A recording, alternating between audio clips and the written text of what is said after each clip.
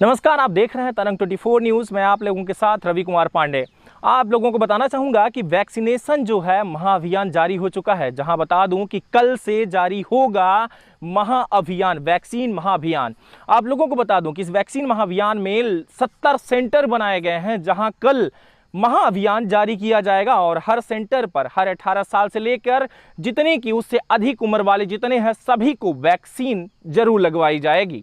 आप लोगों को पूरी डिटेल जानकारी देना चाहूंगा कि सीधी जिले के कोरोना महामारी पर विजय प्राप्त करने हेतु हम सभी का 100% टीकाकरण करने का संकल्प है। इसी क्रम में दिनांक 21 जून 2021 से जिले के 70 केंद्रों पर बृहद कोविड-19 वैक्सीनेशन महाअभियान का शुभारंभ किया जा रहा है। हमारा आग्रह है कि हम सभी नागरिक अपने परिवार के 18 वर्ष एवं उससे अधिक आयु के सभी सदस्यों के साथ अपने निकटतम टीकाकरण केंद्र पर पहुंचकर टीकाकरण अवश्य करवाएं। ये टीकाकरण जो है पूर्णतः निःशुल्क है, सुरक्षित है। जिला प्रशासन सीधी आपके साथ आपके परिवार के स्वास्थ्य एवं दीर्घायु की कामना करता है। समय प्रातः 10 बजे से लेकर शाम को 5 बजे तक रहेगा। जिले स्वास्थ्य के समस्त कोविड-19 केंद्र पर सूची संलग्न की गई है। खुशी की बात यह है कि सभी देशों में, लगभग हर एक देश में इस टीकाकरण का पैसा भी लगा है, लेकिन हमारे भारत देश में निःशुल्क टीकाकरण हो रहा है। और सबसे बड़ी बात यह है कि निःशुल्क टीकाकरण अगर आपको प्राप्त हो रहा है तो आपको जरूर करवाना चाहिए। इसमें बहुत सारी अफवाह भी उड़ाई जा रही थी कि टीकाकरण से आपको कहीं ना कहीं दिक्कत हो रही है, कोई मर रहा है, इसमें कहीं सुअर मांस मिलाया गया है, तो कहीं जनसंख्या प्रजनन की कमी बताई गई कि टीका इसलिए लगवाया जा रहा है ताकि वृद्धि जो है रोकी जा सके, जनसंख्या रोकी जा सके। पूरी जानकारी हम आपको इसके बारे में अवगत करा रहे हैं। बता दूं कि पहली अफवाह यह थी कि जिन्हें सभी श्वसन केंद्र से तंत्र से संबंधित बीमारी जैसे निमोनिया, दमा आदि है, उनकी वैक्सीन लगवाने से मौत हो जाएगी। ऐसी पहली अफवाह जो है उड़ाई गई थी। इसमें पूरी तरीके से जो कलेक्टर के द्वारा हम लोगों को दिया गया है ये पत्रिका, इसमें पूरी तरीके से पूरी डिटेल जानकारी दी गई है कि अफवाह क्या था और हकीकत क्या है। आपको हम बता दें कि इसका सच ये था कि स्थिति नियंत्रित रहने पर ऐसा कोई खतरा नहीं होता है। वैक्सीनेशन से पहले आपका स्वास्थ्य होना बहुत ज्यादा जरूरी है। बुखार होने पर टीका नहीं लगवाना चाहिए। अगर आपकी तबीयत खराब है, अगर आपको लगता है कि आप स्वस्थ नहीं है, डायबिटीज की बीमारी है, शुगर आपका लो हो रहा है, या किसी भी स्थिति में आपकी अगर तबीयत ठीक नहीं लग रही है, आपको स्वास्थ्य बिल्कुल बेकार लग रहा है, ये लग रहा है कि हम आज टीका लगवाने के योग्य नहीं है, तो जांच करवाइए और इसके बाद आप टीका लगवाइए। पहली बात। दूसरी बात यह थी कि कोविड हो जाने के बाद टीके की जरूरत नहीं होती। ये जो दूसरी अफवाह है कि टीका की जरूरत ही नहीं है अगर किसी को एक बार कोविड हो जाए, ये गलत है, बिल्कुल गलत है। हम ऐसा नहीं मानते, बल्कि पूरा देश को ऐसा नहीं मानना चाहिए। दूसरी बात, हम आपको जो सच है वो हम बता दें कि ऐसा नहीं है। कोविड हो जाने के 4 से 8 सप्ताह के बाद टीका लगवाने की अनुशंसा की गई है।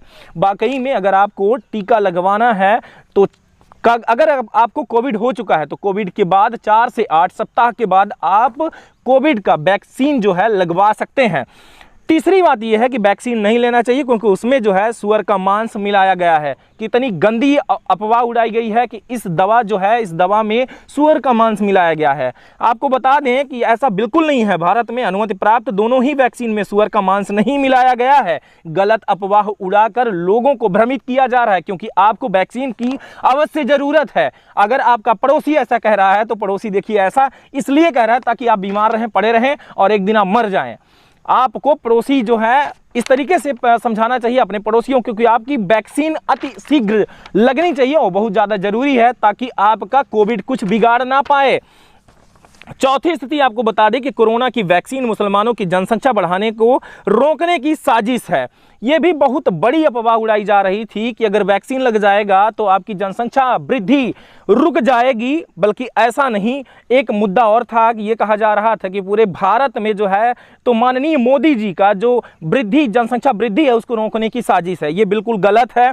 इसकी जो सच्चाई है हम आपको ये बता दें कि वैक्सीन सभी वर्ग के लोगों को समान तरीके से लगाई जा रही है और इसमें कोई षड्यंत्र नहीं है। इसमें अगर षड्यंत्र होता तो अब तक के जितने मर्द हैं उनको अब तक कहीं ना कहीं दिक्कत हो चुकी होती, या फिर नारी जो हैं वो प्रेग्नेंट नहीं होती।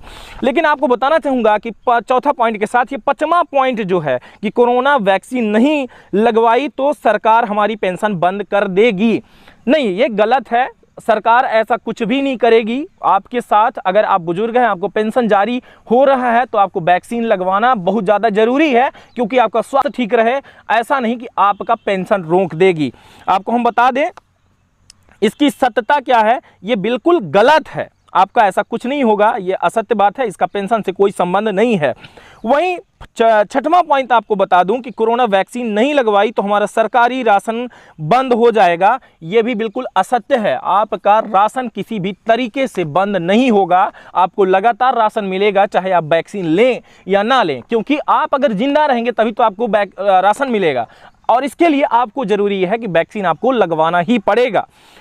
छठवां पॉइंट के बाद सातवां पॉइंट ये है कि वैक्सीन से खून के थक्के जम जाते हैं, और इसकी सत्यता ये है कि अब तक करोड़ों लोगों का वैक्सीनेशन हो चुका है। अगर इस तरह के मामले अगर आते तो लोगों का जो ये मामला है आप तक भी पहुंचता, और भारत में बहुत सारे वैक्सीन करोड़ों लोगों को लग चुका है, तो अब तक ऐसी कोई स्थिति नहीं हुई। तो आप कैसे कह सकते हैं कि थक्का जम जाता है? इस तरीके से आपको परेशानी हो रही है।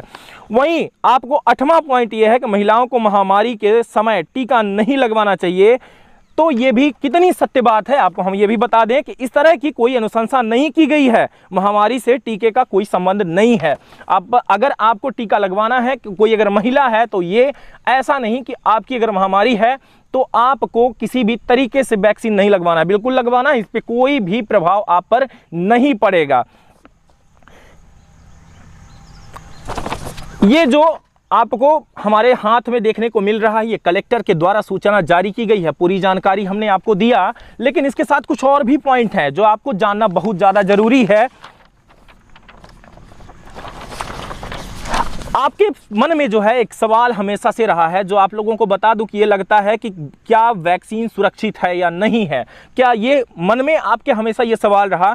तो बता दें कि वैक्सीन पूरी तरीके से सुरक्षित है। इसको एक प्रक्रिया के तहत जांचा परखा गया है, लेकिन यह समझ लेना जरूरी है कि हर मनुष्य का शरीर अलग प्रवृत्ति का होता है। यह अलग अलग प्रक्रियाओं के अलग अलग प्रतिक्रिया देता है। इसलिए जरूरी यह है कि टीकाकरण से पहले आप सभी उपायों को अपना लें। यदि आपके शरीर में पहले से कोई गड़बड़ी या असामान्य चीज़ें हो रही हैं तो उनसे पहले ठीक कर लें। इसके बाद आप चिकित्सक से परामर्श लें और इसके बाद आप वैक्सीन जरूर लें। वहीं दूसरी बात आपको बता दूं कि कोरोना से संक्रमित व्यक्ति का कब तक टीकाकरण हो सकता है। तो बता दें कि कोरोना के जंग जीतने वालों के बाद, यानी रिकवर होने के बाद आपको 4 से 8 सप्ताह के बाद ही वैक्सीन लगाई जा सकती है। इस तरह यदि कोई संदिग्ध मरीज है तो उसे फिलहाल वैक्सीन नहीं लगाई जा सकती, यानी कि आपको वैक्सीनेशन करवाने की जरूरत नहीं है जब तक आपका 4 से 8 सप्ताह कंप्लीट नहीं होता। क्या सीधे अस्पताल पहुंचकर वैक्सीन लगवा सकते हैं? नहीं, केंद्र सरकार के इसके लिए पंजीयन अनिवार्य बहुत ज़्यादा जरूरी है। 18 से 44 वर्ष आयु समूह के लोगों को वैक्सीन लगवाना राज्य सरकारों की जिम्मेदारी है। साथ ही कुछ निजी अस्पताल भी वैक्सीन लगा सकते हैं, पर सिर्फ उन लोगों को जिन्होंने आरोग्य सेतु ऐप पर कोविड पोर्टल पर रजिस्ट्रेशन करवाया होगा। एक और बड़ी बात है जो आपके मन में सवाल कभी ये भी हो सकता है कि क्या कोविड वैक्सीन लगवाने के बाद हम किसी को रक्तदान कर सकते हैं या नहीं कर सकते? क्या रक्तदान हम दे सकते हैं या नहीं? इसकी भी जानकारी हम आपको बता रहे हैं। नहीं, वैक्सीन लगवाने के कुछ दिन तक आप रक्तदान नहीं कर सकते। यह अभी दूसरे डोज लेने से 28 दिन तक होती है। इसके लिए रक्तदाताओं और शारीरिक रूप से स्वस्थ व्यक्तियों से यह अपील की जा रही है कि यह वैक्सीन लगवाने से पहले अपना रक्तदान अवश्य करें। अगर किसी को रक्तदान करना है, अगर आप चाहते हैं कि आपको रक्तदान करना है तो रक्तदान जरूर कीजिए, लेकिन वैक्सीन लगवाने से पहले। वैक्सीन लगवाने के बाद अगर जब तक आपका दूसरा डोज नहीं लग जाता तब तक आपको रक्तदान नहीं करना है, क्योंकि जब तक आप पूरी सक्रिय नहीं हो जाते हैं तब तक रक्तदान की कमी की वजह से या किसी तरीके से आपको बॉडी में कहीं ना कहीं इफेक्टेड हो सकते हैं, कोई ना कोई आपको रोग भी हो सकता है। इसलिए ऐसा कभी ना करें। टीकाकरण से अगर किसी तरीके की आपकी अगर जानकारी आप लेना चाहते हैं कि आपको टीकाकरण से कोई जानकारी लेना है या कोई हेल्पलाइन नंबर हो तो उसके लिए भी हम आपको बता दें कि बिल्कुल है और आप जानकारी ले सकते हैं। इफेक्टेड होने पर कोई हेल्पलाइन नंबर जारी किया गया था तो वो ये है। हेल्पलाइन नंबर आपको बता दूं कि +91 जरूर लगा लें। अगर इंडिया के आप हैं तो +91 बहुत ज़्यादा ज़रूरी है। बताना चाहूँगा कि 11 23978046 टोल फ्री नंबर है, और दूसरा टोल फ्री है 1075 यानी कि 1075। इस नंबर पे आप कॉल करके अगर आप इन्फेक्टेड हो चुके हैं तो इस नंबर पे संपर्क करें, और संपर्क करने के बाद पूरी जानकारी वहां पर ले सकते हैं और दे भी सकते हैं। आपको बता दूं कि टेक्निकल हेल्पलाइन नंबर भी जारी किया गया है। जो है टेक्निकल हेल्पलाइन नंबर आप लोगों को बता दूं कि 0120447322, यानी आपको अगर नंबर समझ में नहीं आया तो एक बार फिर से रिपीट कर देता हूं, 0120447322। इसके साथ एक हेल्पलाइन ईमेल आईडी भी है जो आप लोगों को बता दूं, nvoc2019@government.in, ये आपका हेल्पलाइन ईमेल आईडी है। फिर से आप लोगों को बता दूं, nvoc2019@gov.in। इस नंबर पे आप हेल्पलाइन नंबर जो है इस पे आप मेल कर सकते हैं। किसी तरीके से आपको अगर सजेशन चाहिए वो भी आपको यहाँ से मिल जाएगा। तो हम भी लगातार आपको यही कह रहे हैं कि आप वैक्सीन ज़रूर लगवाएं। आपको वैक्सीन लगवाने की अतिशीघ्र बहुत ज़्यादा ज़रूरी है, क्योंकि आज जो है सीधी जिले में सीएमएचओ ने बयान दिया है कि उसमें सिर्फ 4 लोग हैं जो सीधी जिले में सिर्फ एक्टिव केस बचा हुआ है। क्योंकि जितने जल्दी वैक्सीन अगर पूरे भारत में लग जाएगी उतने जल्दी ही लोग यहाँ से कोरोना मुक्त हो जाएंगे और आपके बच्चे स्कूल जा पाएंगे और आपका परिवार खुशहाल होगा। हमारे साथ जो बयान है इसको भी जरूर सुने। धन्यवाद। अभी तक आप देख रहे थे तरंग 24 न्यूज़। नमस्कार, जय हिंद। चालू होने वाला है, इस विषय को लेकर के जिले की जनता को क्या कुछ मैसेज देंगे सर, ताकि ज़्यादा से ज़्यादा संख्या में लोग वैक्सीनेशन करवाएं? जिस तरह से सभी ने मेहनत करके सीधी जिला में लगभग अब रोज़ प्रतिदिन जो हमारे 0 मरीज आ रहे हैं पॉजिटिव, यही रफ्तार बनी रहे और तीसरी लहर को हम नाकाम करें, उसके लिए एक ही उपाय है, टीकाकरण। यदि हम सब लोगों ने 18 साल के ऊपर जितने भी लोग हैं सभी लोग यदि टीकाकरण करा लें तो निश्चित रूप से हम तीसरी लहर से और आगे भविष्य में भी कोरोना मुक्त, सीधी कोरोना मुक्त मध्य प्रदेश, कोरोना मुक्त भारत बनाने में सफल होंगे। सर, एक तरफ देखा ये जा रहा है कि स्कूल कॉलेज भी धीरे धीरे स्टार्ट हो रहे हैं, तो क्या उनको बच्चों को क्या वैक्सीनेशन नहीं किया जाएगा और कब तक किया जाएगा? बच्चों के लिए भी ट्रायल नहीं हुआ है। 18 साल के नीचे वालों के लिए भी भारत शासन की कोई गाइडलाइन नहीं है। तो यदि हम बड़े लोग लगवा लें, बड़े लोग सुरक्षित रहें, बड़े लोग जो कोरोना के गाइडलाइन दी गई है, मास्क लगाना, सोशल डिस्टेंसिंग का पालन करना, सैनिटाइजर का प्रयोग करना, अनावश्यक भीड़ में न जाना, यदि बड़े लोग सुधर जाएं तो बच्चों में कोई दिक्कत नहीं है, बच्चे हमारे सुरक्षित रहेंगे। अभी कितने एक्टिव केस हैं सर? एक्टिव केस आज की डेट में मात्र 4 हैं।